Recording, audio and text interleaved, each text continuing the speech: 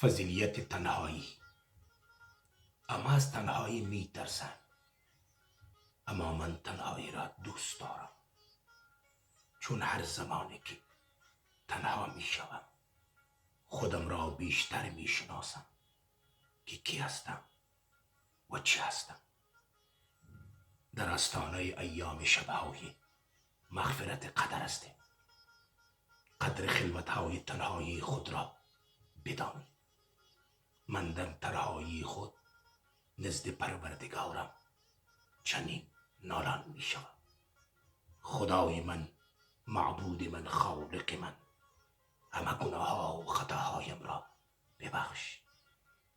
خدای، گناهانی که ازم سر زده شرمنده و پشیمان هستم. خدای، از تو خواهانم بر علمم بیفزا و زبانم را بر حق گویا دار. خدای، از بخل و غفلت، غرور و شهوت رانی حفظم کن. خدای، من نالان از تو خواهانم و من توفیق اطاعت، عبادت، توبه، به دست آوردن رزق حلال، توفیق نگاه داشتن نگاهانم را از نامحرم عطا کن. خدای، زبانم را از تهمت، چاپلوسی و عبث گفتن حفظ کن. خدای، زبانم را به ذکر تو گویا دار. خدای، توفیق خدمت به خلق تو را بدون ریا به من عطا کن. خدای، گوشهایم را از شنیدن نجوه های شیطانی و وسوسه های حرام حفظ کن. خدای، وجودم را از حرص و جهالت حفظ کن و قلبم را از حب مادیات فریب دهنده دنیا حفظ کن.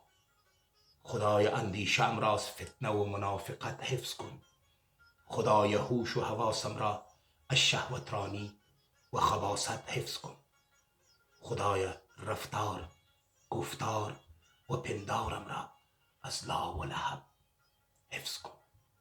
خدای، به حق مولای متقن حضرت علی علیه السلام لغزش های مرا ببخش و مرا از اسراف، غیبت، دروغ، ظلم و هوای نفس حفظ کن. خدای، در روز محشر من و تمام گذشتگان و نسل‌های آینده ام را از محبان، رهروان و پیروان اهل بیت معصوم و برحق پیغمبر گرامیت حضرت محمد مصطفی صلی الله و آله و سلم مشهور گردان. آمین یا رب العالمین. تنها تویی در خلوت تنهاییم. تنها تو میخواهی مرا با این همه رسوایی. ای یار بی همتای من، سرمایه سودای من، گر بی تو مانم وای من، وای از دل سوداییم. من از هوسها جسته ام، از آرزوها رسته ام، مرغ قفس بشکسته ام، از فر بی پرواییم.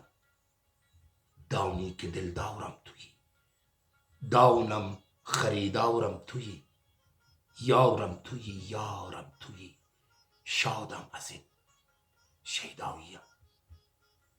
درود خداوند بر شما عزیزان.